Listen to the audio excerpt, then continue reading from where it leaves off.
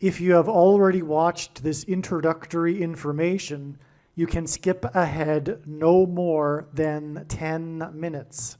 Hello, welcome. I am predicting that Vice President Kamala Harris will die in a plane crash in St. Louis due to a bird strike into Busch Stadium.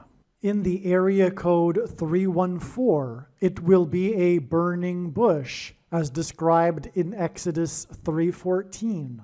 On September 25th, 2024, she will be replaced by Michelle Obama.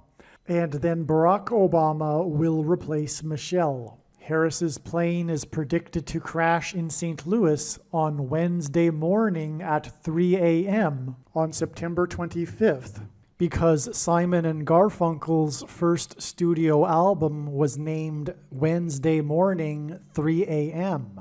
But her flight is predicted to depart Los Angeles LAX Airport on September 24th.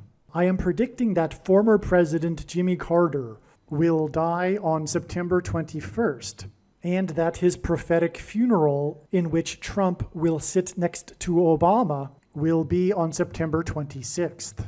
It is predicted that President Trump will die from a heart attack on the same day as Jimmy Carter's funeral on September 26th.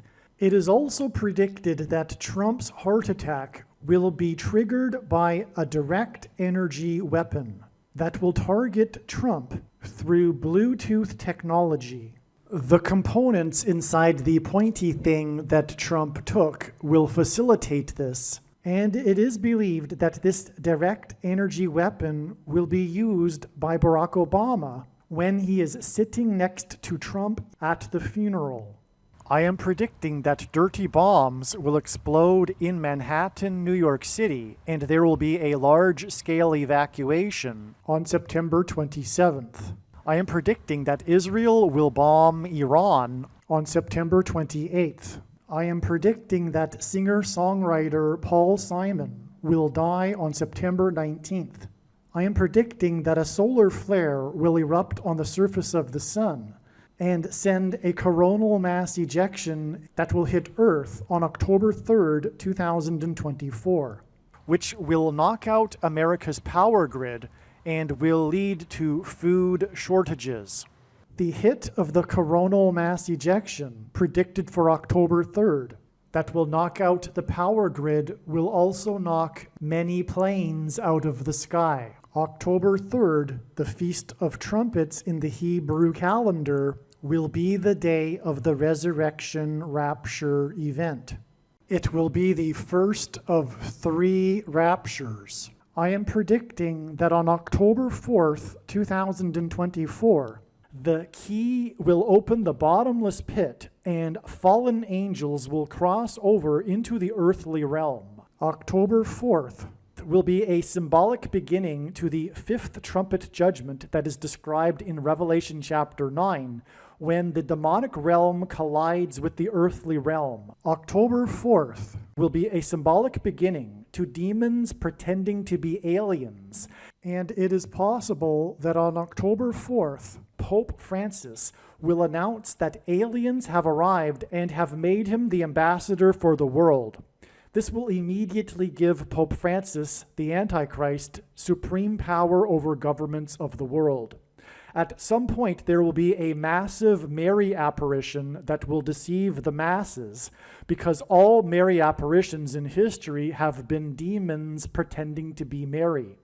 October 4th will be a symbolic beginning to a zombie pandemic and the masses becoming demonically possessed that will be facilitated through the thing, which is the mark of the Antichrist and 5G frequencies.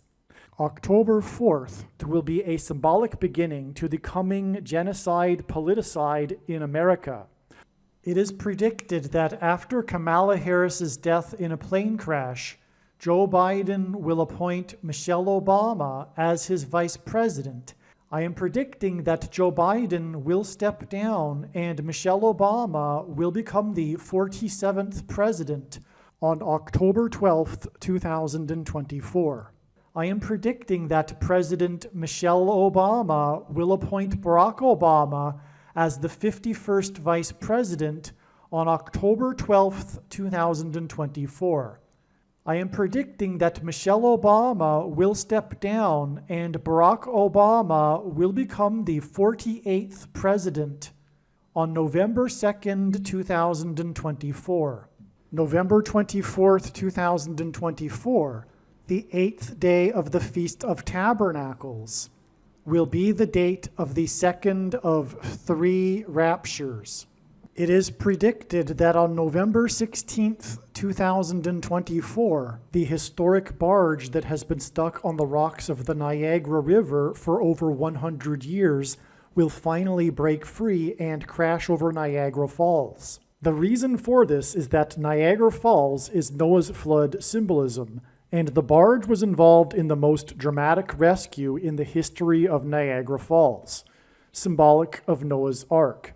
Niagara in the native language means straight, narrow way, and Niagara's Horseshoe Falls is perfectly aimed at the CN Tower in downtown Toronto, because Toronto and its tower are symbolic of the Tower of Babel. In a game of horseshoes, the object is to aim the horseshoe and throw it at the metal stick, which is why the Horseshoe Falls is perfectly aimed at the metal stick that is the CN Tower. God is communicating that as testament for those who will live in the 1,000 years of Christ's reign on earth, the geography of North America will, as a result of a massive earthquake, be divided by a body of water from the Great Lakes to the Mississippi Delta. This destruction will be judgment on America and Canada for attempting to divide God's land, Israel. When this happens, the water in the Great Lakes will spill out over southern Ontario and Toronto. I am predicting that on November 23rd, 2024, there will be a catastrophic asteroid hit of Earth, which will trigger the eruption of Yellowstone volcano and will cause the volcano in the Canary Islands to collapse into the Atlantic Ocean and send a mega tsunami towards the East Coast.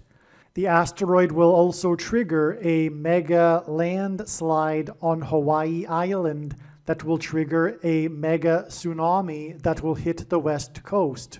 It will also trigger the collapse of the Hoover Dam, which will cause a water panic in California, and many other devastating earthquakes. November 23rd will also be the date of the third of the 3 raptures. President Trump and RFK Jr. are the 2 witnesses in Bible prophecy in Revelation chapter 11. It is predicted that RFK Jr. will be shot and killed on November 7th, 2024. The day of the Lord, the second coming of Lord Jesus Christ, will be on December 26th, 2024. The date that this video is posted proves that these predictions are being made ahead of time, as do these time-stamped emails and forensic notes PDF documents. If you are skeptical for some reason, please email me and I will forward these to you. Believe me, I know far better than you how the prediction made in this video was derived. And more importantly, I know far better than you why the righteous Christian God of the Bible has given me a voice through this prediction. If you are a quote-unquote Christian or Muslim, this prediction was not learned through a demon. Be warned that blaspheming the Holy Spirit is the unforgivable sin. If you are a New Ager or New Spirituality person, this prediction was not learned through somehow tapping into the supposed universal collective consciousness.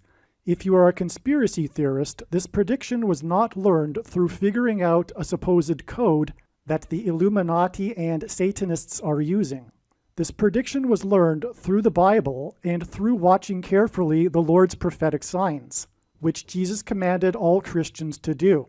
Besides proving that Jesus Christ is the Lord, the reason why God has given me a voice through this prediction is to prove that the controversial things that I am saying in the videos on this channel are the truth. Therefore, a wise person will want to watch all of the videos on this channel.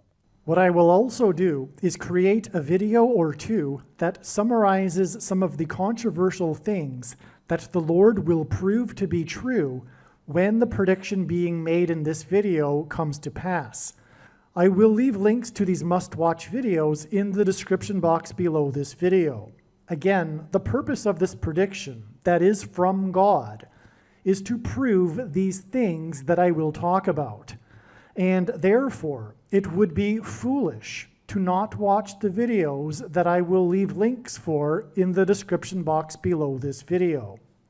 All right, in this video, I'm going to talk about the amazing signs, the prophetic signs that occurred on September 18th that reveal the date that it is predicted that Kamala Harris will die in a plane crash on September 25th, the date that it is predicted that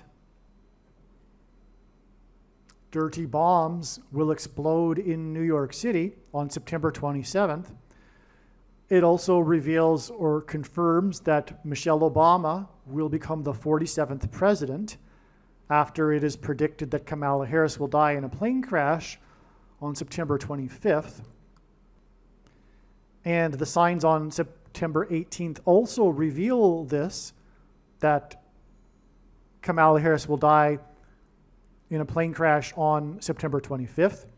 And these signs also reveal the date of the rapture, the date when God's faithful will be rescued from the coming period of the Antichrist in persecution of quote-unquote Christians. In other words, there will be quote-unquote Christians that won't make the rapture because their faith will be tested in this period of the Antichrist, which is the purpose of this period of the Antichrist. But those who are worthy of escaping the things that are coming, as Jesus said to always pray for, will be caught up in the air and meet the Lord and be with the Lord on October 3rd, the date of the rapture, which is confirmed through the signs that occurred on September 18th. So let's explain. On September 18th, Michelle Obama was in a Costco promoting her new drink called Plezzy Fizz. In the movie, the movie Willy Wonka and the Chocolate Factory, the 1971 classic, not the 2000, 12 or something, I don't know. Not the remake Johnny Depp, Tim Burton movie, which is garbage. Really, literally, it is a horrible movie because they didn't get it. The reason why they didn't get it is because they weren't righteous. They aren't righteous people. They didn't understand the reason why this movie was so connected with people was because of the theme in the movie that they completely didn't get, because they are not with God. Because the truth is, the Gene Wilder 1971 Willy Wonka and the Chocolate Factory movie is literally a gift from God. It is designed by God. Now, to explain that more, I explain it in the Willy Wonka video on this channel. It is one of the most important videos on this channel. You're going to have to search for it, though, but make sure you do search for it, because you will get this most beautiful thing you've ever heard. This explanation for how Willy Wonka and the Chocolate Factory is God's gift to explain the meaning of life. That's correct. The Willy Wonka and the Chocolate Factory movie explains the meaning of life, okay? Now, I'm not going to get into it here because I already explained it in the Willy Wonka and the Chocolate Factory, the Willy Wonka video on this channel. So go find it. Now, that's why God is using Willy Wonka in his signs. This is an example of this. Because when Michelle Obama was promoting her new Plezzy Fizz drink, it points to Willy Wonka and the Chocolate Factory, the original one, and the drink that Wonka is working on in his factory called fizzy lifting drink. And that's very interesting because in the movie, it's all about burping, and I just burped. I thought I'd throw that in there, and the reason why I did that wasn't really just to make a joke. It really was, I believe, confirmation. The Lord works this way. And so, and I hadn't been burping before this, So anyway. In the movie, to explain the burping, when they take the drink, the fizzy drink, behind Wonka's back, so they think, they begin floating up into the air, and they are about to get caught up in the very, very high ceiling fans and get chopped to pieces. And to counter this, they start burping and then slowly float back down to the ground. This is Charlie and his grandfather. Now, they think that Wonka didn't see them steal a sample of the fizzy lifting drink. But this is all part of the test, which is why this is all part of God's explanation for the meaning of life. Anyway, the story of the Wonka movie is that if they make it through a tour of the factory without disregarding the rules, which is to not test anything along the way, then they will be rewarded with a lifetime's worth of chocolate. Okay? Now, one by one, Charlie's peers, the other kids, fall victim to their temptation, to the temptation to test the different things, and they are eliminated violently. It's supposed to be a kid's movie, but it's not really. It is an adult movie, as I'm explaining here. And but we don't really know what happens to them. We kind of think that something violent happened to them and they met their doom, but we don't know. But that's all part of the plot. Anyway, at the end of the tour, only Charlie and his grandfather are left. And so they're kind of happy because they think they've just won a lifetime's worth of chocolate. They were the last ones to make it. And then Wonka explains to them, sorry guys, you thought that we didn't see you. You thought that I didn't see you take the fizzy drink, but you guys disobeyed the rules and you took the fizzy drink. You sampled the fizzy drink. Okay? Now, I should say here, okay, so I'll just say at that time, at that moment, Charlie's grandfather gets angry. And he starts, laying into Willy Wonka for him being supposedly dishonest and cheating a young boy out of chocolate, etc. And the grandfather says to Charlie, his grandson, behind Wonka's back, don't worry, we got the everlasting gobstopper, and we're going to sell it to Wonka's competition for $1 million. Because before the movie began, each of the kids that received the golden ticket inside the wrapper of their chocolate bars to get the tour of the chocolate factory, each of them were approached by Willy Wonka's competition. I forget his name.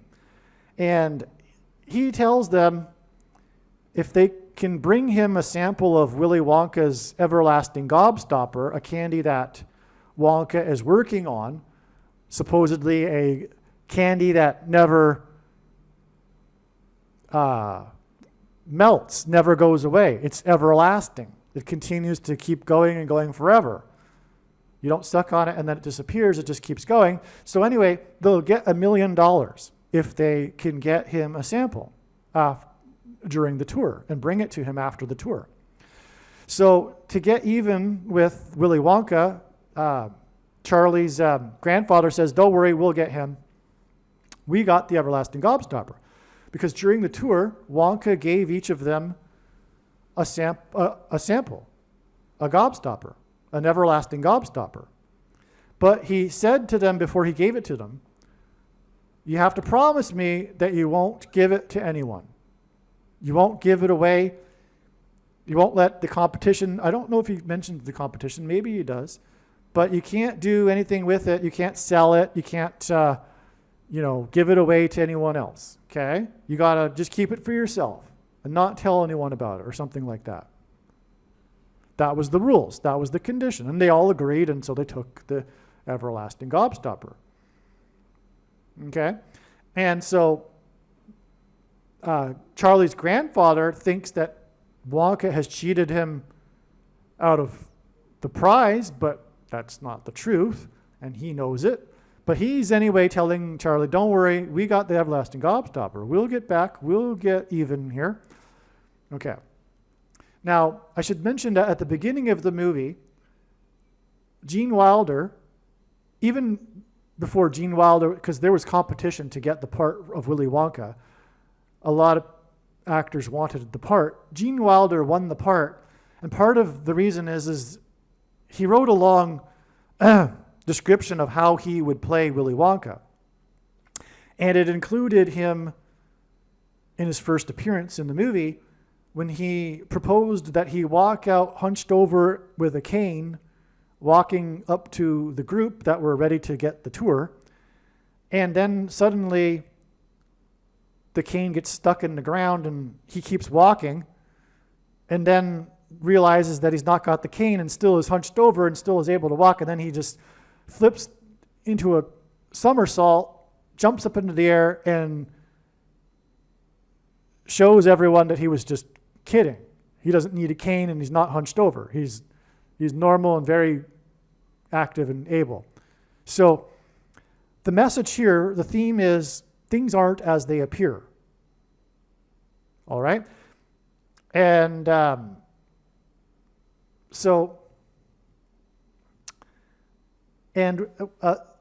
that's the theme of this story here, that things aren't as they appear. And before the tour begins, Wonka has each of them sign a contract saying that if anything were to happen to them, that they can't sue him, okay? And so, as I mentioned, they go through the tour, and one by one, it seems like they're all meeting their doom through various ways of testing the candy throughout the tour. For example, someone falls into a big lake of chocolate and then gets sucked up into a big pipe, a translucent pipe. You can see him getting sucked up with the chocolate into a pipe and goes out the room, And anyway, that sort of thing. So, but at the end of the tour, we have this scenario where they thought they were going to win the lifetime's worth of chocolate, but they in fact cheated as well, just like everyone else. But they thought that Wonka didn't see it. So, okay, and so then after Wonka explains to them, I'm sorry, you guys actually took the fizzy drink. That's what, coming back to Michelle Obama again, who was promoting the fizzy drink. You guys took the fizzy drink. You didn't think we saw you, but we did. So the tour is over. You guys don't win any chocolate. You guys can show yourselves out. You know where the exit is. And I'm busy. I've got some work to do. See you later. Okay? And that's how the tour ends. But prior to that, Wonka is playing the host, and the tour is quite lengthy. But he just all of a sudden is very cold and dismissive. Well, he's in fact cold throughout the tour, actually. He's not, okay. He's mysterious. Things aren't as they appear. He's mysterious. He's aloof. He's not cold, but he's aloof throughout the whole tour. Like when people get sucked up the pipe, he's aloof. He's like, okay, let's go. Continue with the tour here, when people are meeting their doom. So, but at the end of the tour, he's cold, and he says, there's the door. Okay, I got some work to do. I'm busy. See you later. And then he goes to his office, and Charlie and his grandfather are left standing there. And Charlie has just been told by his grandfather, we're going to get even, don't worry. We'll sell the everlasting gobstopper to the competition. And then Charlie, who is the sweet, nice kid. The other kids in the movie are extreme representatives of brats in different ways, but they're all brats. And Charlie is the one that isn't. The contrast is made quite apparent in the plot of the movie. There's emphasis on how Charlie is in contrast with the other kids who are selfish brats. Okay? So Charlie's left standing there after having just been spoken to by his grandfather about not living up to his word about not selling the everlasting gobstopper. And Charlie's standing there and he thinks about it. And he thinks about it, and then he decides that he's going to walk to Willy Wonka's office and go into his office without his grandfather. And he goes into the office, and Wonka doesn't even pay attention to him.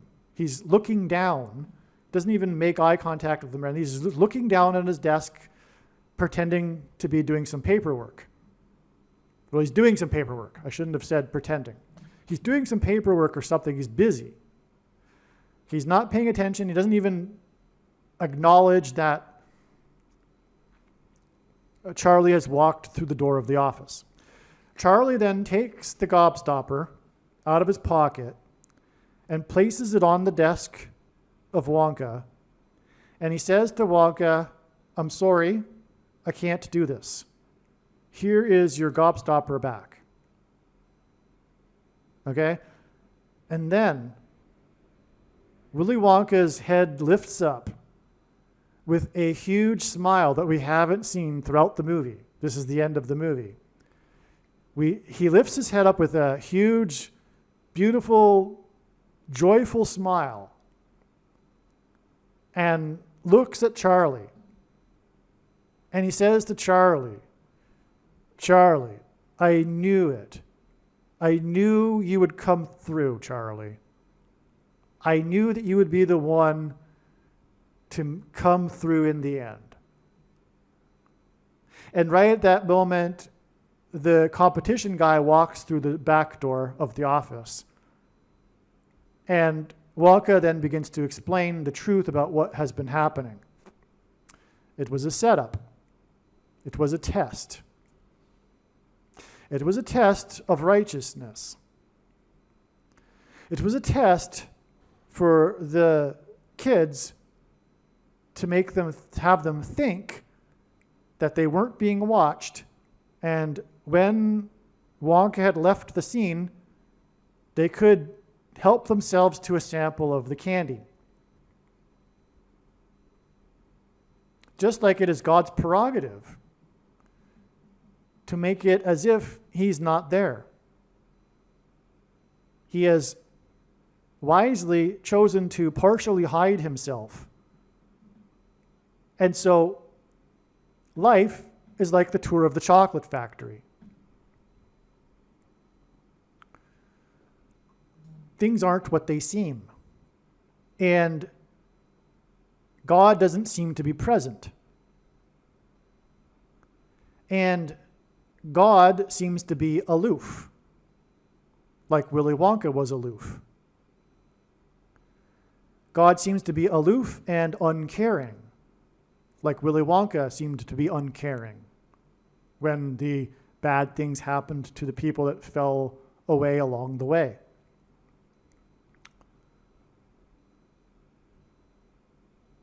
Willy Wonka, in other words, is a parallel with God the Father. And Willy Wonka in the movie then explains to him, Charlie, what's been going on. And he explains to him, I had to do this. I had to do this. I had to make it seem that what was going on wasn't what was in reality going on, in order to get the outcome that I wanted, which was to give Charlie not a lifetime's worth of chocolate, but the factory. Willy Wonka explains that he's retiring and he needs to pass the factory on to someone. He needs to have someone take over the factory, possess the kingdom of heaven, in other words. And he explains to Charlie he couldn't give it to an adult. He couldn't give the factory to an adult because then they would end up doing it their way. He needed to give the factory to a kid, a child, an innocent child, so that they could continue the factory the way Willy Wonka wanted the factory to continue. This is the metaphor for what Jesus was describing when he said that people need to be born again and be like a child to inherit the kingdom. The inheriting of the chocolate factory, symbolism for the kingdom, could only be inherited by a child, because otherwise an adult would do it their way. That's why to be born again, one needs to become like a child and not want to do things their way and want to do things God's way. In other words, they need to become humble. The opposite of pride, which in the Bible is the root of sin. And so that's why the setup of the everlasting gobstopper,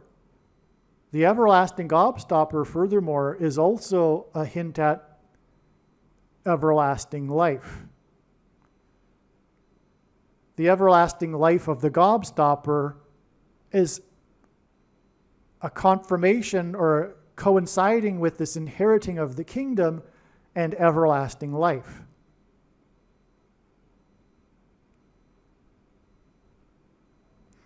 Then, after Wonka has explained the reality of what has been happening, the two of them shoot up into the sky. They're rocketed into the sky in a contraption, and that's the end of the movie. But that's also an allegory for entering the kingdom.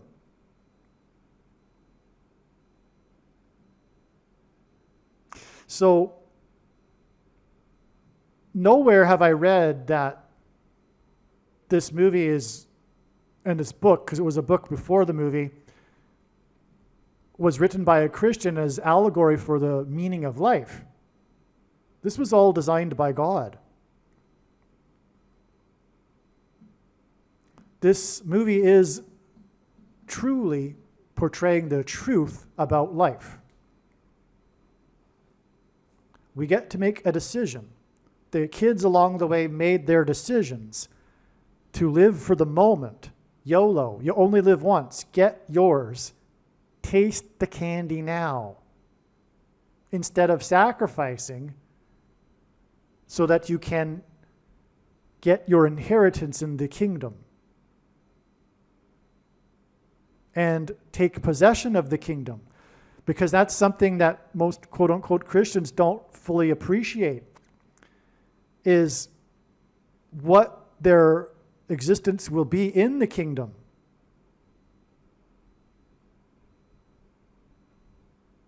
It's kind of a mystery, actually, for most Christians. They have really no concept of what will be happening. But what will be happening is that they'll still be working. They'll be running the kingdom. Like Charlie, who was given possession of the kingdom in order to run it, to operate it, to be Wonka's representative. There will be more to come after this period, this age is finished, when God's faithful become his priests and rulers in the coming age. But that requires proving themselves to be worthy of this responsibility in the coming kingdom, which Charlie proved through his actions.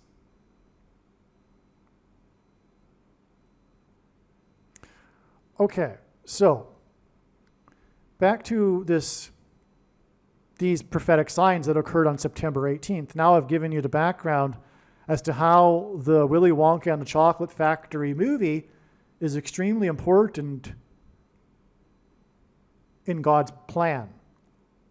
It is a movie from God, and we have here on September 18th a Willy Wonka and a Chocolate Factory prophetic sign. Okay, so again, Michelle Obama was in a Costco promoting her new drink called Plezzy Fizz. It's so analogous to the Chocolate Factory tour and Wonka promoting his new fizzy drink. Okay? Because, all these candies that they're being shown in the factory are all in prototype production. Just like, it's the new drink that Michelle Obama was promoting, and it was called, and its name is Fizz. This hints at the name of the drink in the movie, which is fizzy lifting drink, because they lift up into the air after drinking it, which is symbolic of being raptured into the air as described in Bible prophecy. Furthermore, at the end of the movie, as I just explained, they also get rocketed up into the air, which is a match with the meeting the Lord in the air in Bible prophecy at the time of the rapture. The fizzy lifting drink lifts people into the air. The rapture is meeting the Lord in the air. Willy Wonka and the Chocolate Factory is about the kingdom. In the final scene, Wonka and Charlie are rocketed into the air. The rapture is 15 days after Michelle promoted the fizz drink. The 15th prime number is 47. Michelle Obama is predicted to become the 47th president. That is amazing. That is why God used Michelle Obama to reveal the date of the rapture right here. The date of the rapture was known prior to September 18th, but this is an astounding confirmation. Here is more confirmation, and there is much more to be learned here in what God is revealing through the signs that occurred on September 18th. On the same day that Michelle was selling in Costco, ESPN's lead NBA insider announced on X, which God uses X to symbolize the mark of the Antichrist, because the mark of the Antichrist alters a person's chromosomes, which are in the shape of an X. Okay? And the company 23andMe, which takes samples of people's from people to get a sample of their DNA. Okay, so on the same day that Michelle was selling in Costco, the ESPN's lead NBA insider announced on X he's retiring from the outlet to become the general manager of the St. Bonaventure men's basketball program. He is sacrificing 4 times 4 plus $4 million a year salary for something he believes in. This is about buying and selling. Michelle was selling something. She was selling in Costco, and this was symbolism for selling the mark of the Antichrist. Due to food shortages, that those who have taken the mark of the Antichrist Due to food shortages that are coming, those who have taken the mark of the Antichrist will be restricted from buying and selling food, as described in Bible prophecy. This will be how the Antichrist enforces the mark of the Antichrist through programmable digital currency, and the restriction from buying and selling the food that is in shortage to only the good citizens who have taken the mark of the Antichrist. Michelle was selling food in a Costco, which is a place for buying food. She was in the Costco in Livermore, which is near San Francisco, and on this same day, 7 board members of 23andMe, the company, resigned. This company that is about documenting people's genetic code, okay? Their chromosomes. And again, that's why it's 23, because there's 23 chromosomes. Michelle Obama's husband is the basketball president who wore jersey number 23. Okay, 23andMe is about people's 23 pairs of chromosomes. Their chromosomes are changed in their body's organs, and Michelle Obama was in Costco in Livermore, California. Livermore hints at a person's liver, plus, as in more, the additional snake venom chromosomes that have been inserted into their chromosomes, those who have taken the mark of the Antichrist, which is the thing. The CVD pointy thing is the mark of the Antichrist in its current form. It does not need an additional technology to go with it, such as an additional or a false form of religious worship or a supposed new age of dispensation that, after all, supposedly quote-unquote Christians are raptured. The commonly held objections that people have based on their understanding of Bible prophecy are answered in the must-watch snake bite video. But make no mistake, the reason why God has given me a voice through this prediction, and this prediction is from God, is to prove what I have just said. Case closed, end of debate, no more discussion. It is the mark of the Antichrist in its current form. Nowhere in the Bible does it say that one cannot repent after having taken the mark of the Antichrist. The mark is symbolized by 666 in Bible prophecy. 15 days is also 6 times 6 times 600 minutes. The rapture will rescue God's faithful from the coming persecution related to the mark of the Antichrist. The CEO was one of those who resigned from 23andMe, and her name is Ann, it's a Polish name, Wojcicki, or whatever. The ESPN personality is Adrian Wojnarowski, okay, another Polish name. Both begin with a W-O-J. W is the 23rd letter in the alphabet. And W went to Yale University in Connecticut, and Adrian W is from Bristol, Connecticut. Connecticut is the 5th state to join the Union. The people who took the thing had their 23 chromosomes altered, and because of this, 5G frequencies will induce demonic possession in these people. Ann W and Adrian W were born 11 times 23 days apart. 1123 is the 188th prime number, and H188 in Strong's Hebrew Concordance is the word woe exclamation mark, used in the Bible in the context of extreme judgment from God.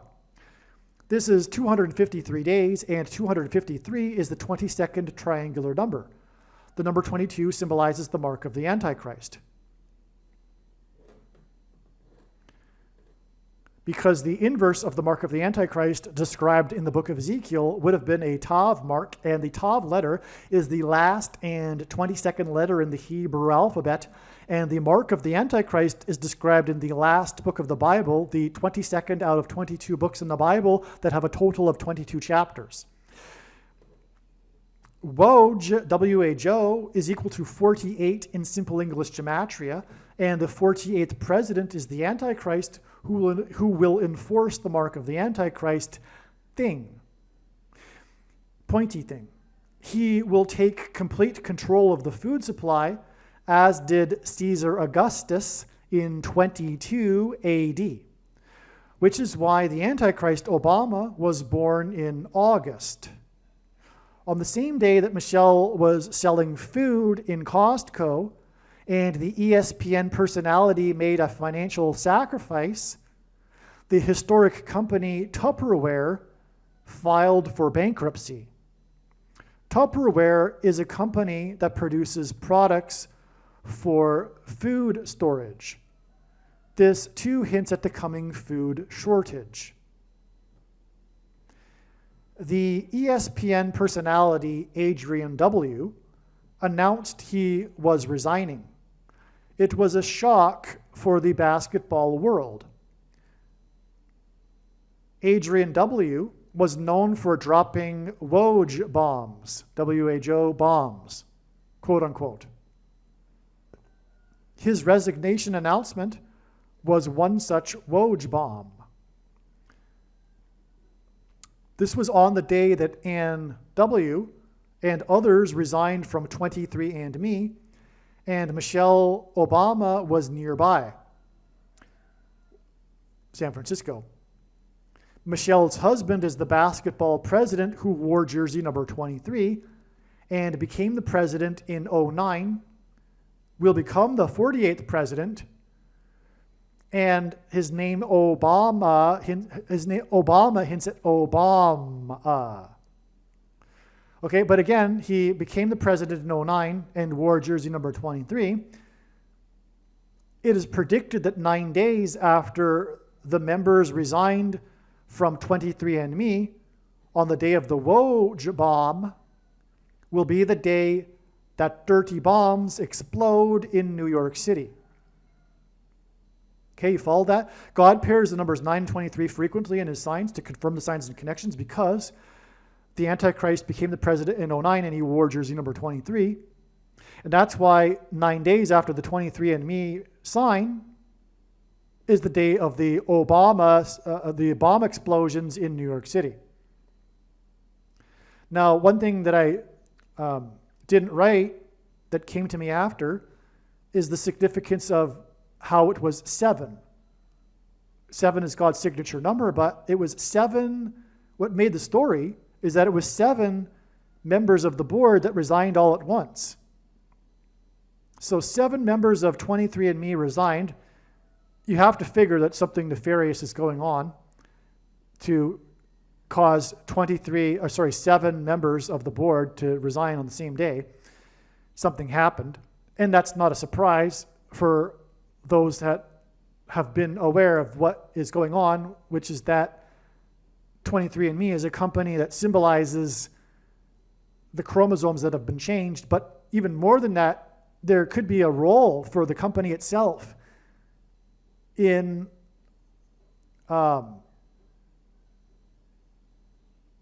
keeping track of who has taken the mark of the I don't know about that.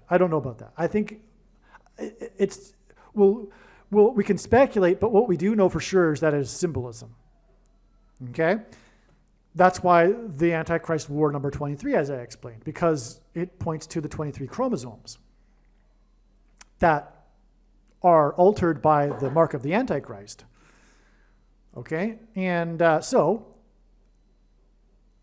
it was 7 members that resigned in San Francisco, and Kamala Harris is from San Francisco, and she was the city attorney general of San Francisco, and it is through her death that the Antichrist will become the president again.